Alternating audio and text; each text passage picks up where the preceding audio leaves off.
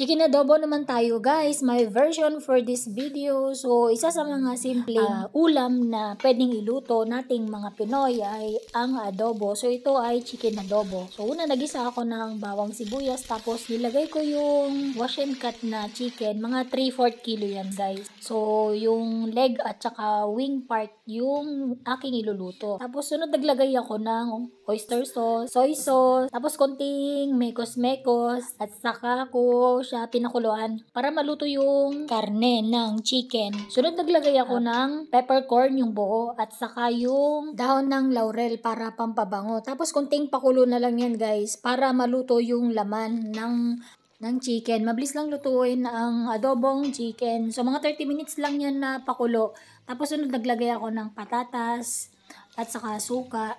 Tapos, tinakpan ko at hindi ko hinalo para maluto yung suka at kumapit dun sa ating niluluto. Sunod, naglagay ako ng pineapple chunks para may kunting tamis yung ating adobo. Gusto ko ganyan yung adobo, may kunting sabaw. So, ready to serve na yung ating adobong chicken, my version. Kain tayo guys. Salamat sa panonood. Bye!